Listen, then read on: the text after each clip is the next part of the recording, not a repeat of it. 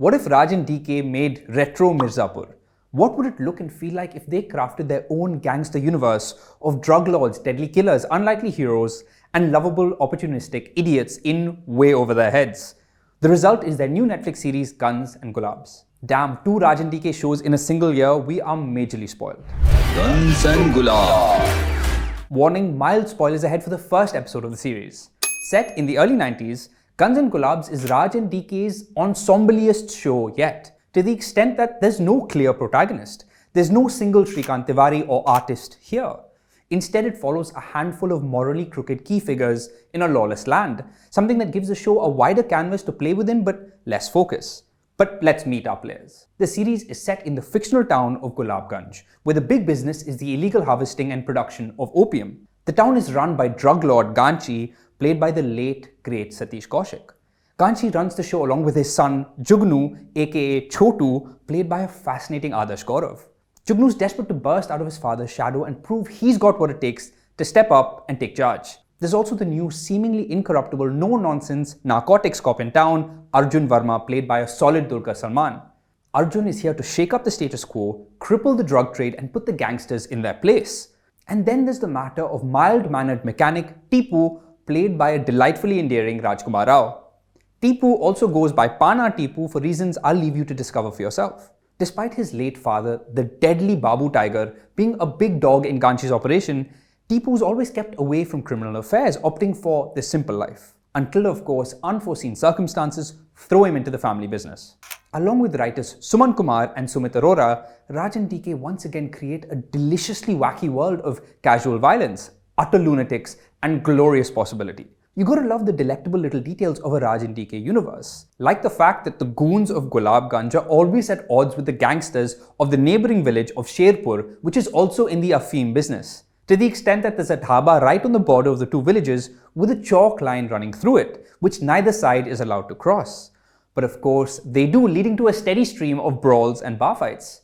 Perhaps my favorite manifestation of the Raj and DK imagination here is the character of Charkat Atmaram, played by the inimitable Gulshan Devaiah. He's the deadly gun for hire known for his distinctive MO of slashing and stabbing his victims in the same 4 places. Unnerving attitude with a side of OCD. As Atmaram, Gulshan is all sinister silences and arresting swag. Just watch the way he casually lights a bomb with his cigarette. Or another scene just before it, in which he kicks a gun into a man who basically shoots himself. It might be one of the greatest things I've ever seen anywhere, ever. As we've come to expect from the distinct Raj and DK voice and tonality, Guns and Gulaabs is another bodacious blend of unlikely humor, drama, and action. The dynamic duo masterfully find the funny and absurdity in reality without ever bending their reality in service of funny, so that you're never more than a moment away from either a laugh or something more sinister, severe, or substantial. For example, after murdering someone, a character goes to a temple to pray and wash away his sins, where he's forced to haggle with the priest about how much money he should donate depending on the severity of his crimes and the number of people he's killed. But I gotta say, it took me a while to really get stuck into Guns and Gulaabs.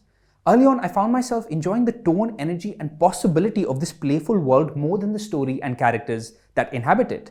I wished it grabbed me more instantly. It's a series that lends itself to unhinged insanity, but for the longest time, it feels like the show holds back and characters and plot points feel intentionally suppressed. You can tell the show is slowly but surely building up to something greater, but I was more taken by where it's headed rather than being happily lost in how it's getting there. I just wish the narrative chess pieces moved faster and the plot covered more ground sooner.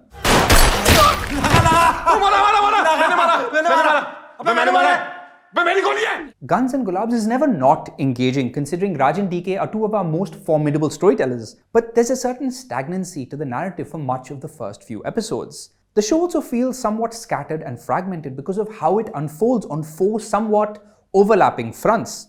The Arjun Verma story, the Jugnu story, the Tipu story, and finally, the kids. The 4th track of the series follows a group of teenage students wrestling with love and friendship. It's not that this teenage arc feels like it belongs to a different show, but there is a sense of disjointedness between it and the other threads. Jumping between them isn't as seamless as you'd hope. And then it happens. The overdue explosion. In the show's last episode, the various subplots and characters of Guns and Gulaabs come crashing together in truly glorious fashion. Finally, the series is done holding back and throws everything at the wall, becoming everything I hoped it would be. In the relentless, rip-roaring 80-minute finale, every character is at their wildest, most desperate and unhinged, with the filmmakers playing with tone, form, structure, and spectacular shootouts. Suddenly, this story is unleashed and lives up to its electric possibility. Of all the players, where Jugnu ends up in particular is so intriguing that it makes you want to return to the first episode and revisit his journey and Adarsh Gaurav's nuanced performance. It's a risky move because until that point, his arc as the spoilt loose cannon heir to an empire is too gradual and he isn't given enough to do. Much like Dulquer Salmaan's Arjun Verma, Jugnu is most interesting when he's at his most unpredictable. Tipu's arc is similarly bumpy. I couldn't explain, for example, exactly what it is that made him flip and go from simple-minded mechanic to badass gangster. It's why his evolution feels rushed and drastic. His character feels like the equivalent of a series of great bullet points capturing the rise of a gangster rather than smooth sentences that flow into each other. Tipu is suddenly brave, confident and capable when the show needs him to be. The obvious archetype being a Michael Corleone type figure who's always a capable badass running away from his inevitable destiny, but we don't really get that sense here. But I fell in love with Tipu all the same because of what Rajkummar Rao does with him. It's to his credit that he makes Tipu so damn endearing, once again showcasing his fabulous flair for comedy. Whether it's Tipu forcing himself to cry at his father's funeral, or the way he runs, or the delightfully confused look on his face when an unlikely person tells him that they too are in love with the same woman Tipu is. Similarly, watch how Raj's demeanor evolves through the show. It's almost as if Tipu is himself playing a character and behaving how he thinks a gangster should behave. Fake it till you make it. True to its title, Guns And Gulaabs is ultimately about the violent extremes we go to for love and acceptance, and the masks we wear that separate who we want to be for those around us versus who we really are. Based on where it concludes, the show's greatest triumph and shortcoming is that it leaves you desperate for more and gunning for season 2. By the end of this season, I was entirely invested in this world and these characters, but I couldn't help but feel that perhaps their greatest adventures lie in their future and not in their past.